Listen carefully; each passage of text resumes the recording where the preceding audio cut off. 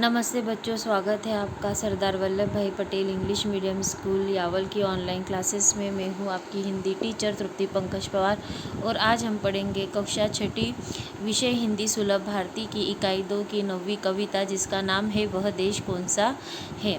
इसके लेखक है राम नरेश त्रिपाठी। सबसे पहले राम नरेश त्रिपाठी के जन्म परिचय के बारे में जान लेते हैं।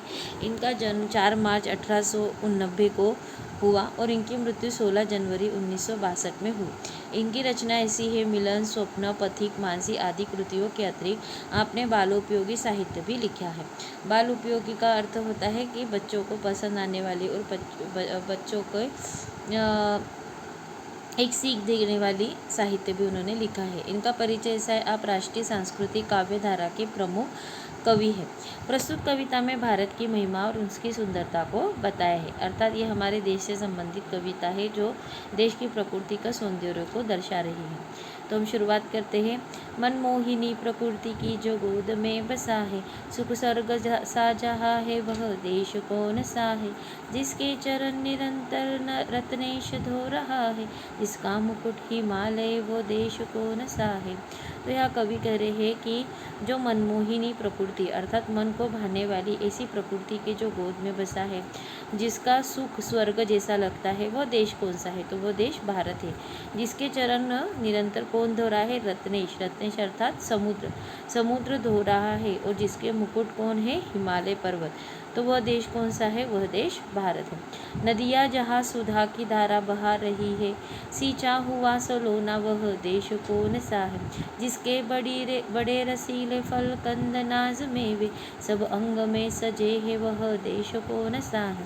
यहाँ पे कवि कहते हैं कि जहाँ पर सुधा अर्थात नदियाँ जहाँ सुधा की धारा, सुधा अर्थात जल की धारा बहा रही है, जहाँ जल के द्वारा यह सींचा सोलोना देश कौन सा है।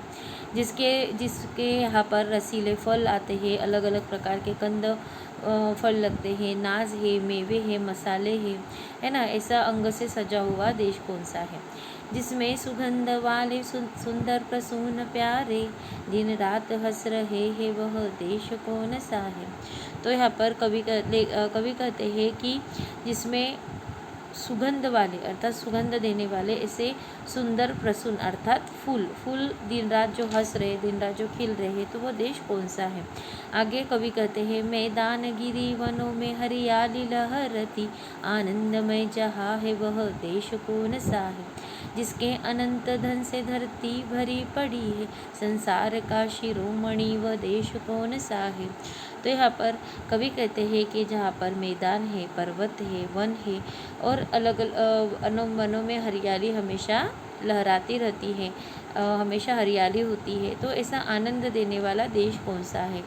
जिसके अनंत धन से धरती पड़ी, अनंत धन अर्थात कभी ख़त्म न होने वाला धन, जिसमें अनाज हर प्रकार के धन से संबंधित है। तो यहाँ पर जो धरती हमेशा भरी पड़ी है, वो जो संसार का शिरोमणि अर्थात सर्वश्रेष्ठ देश है, वो कौन सा है। सबसे प्रथम जगत में जो सभ्यता रहेगा, जन जन का दुलारा वह देश कौन सा है। तो यहाँ पे कवि कहते हैं कि जो जगत में सभ्य अर्थात जिसका आचरण सभ्य है और वह सभी का दुलारा है, वह देश कौन सा है। नवक्रांति के पुजारी सेवक सपूत जिसके, भारत सिवाय दूजा वह देश कौन सा है। नवक्रांति के पुजारी अर्थात हमेशा प्रगति करने वाले नवक्रांति के पुजारी, जहाँ पर सेवक है, देश की रक्षा करने वाले सपूत है, वह भारत के सिवा कोई दूसरा देश हो ही नहीं सकता।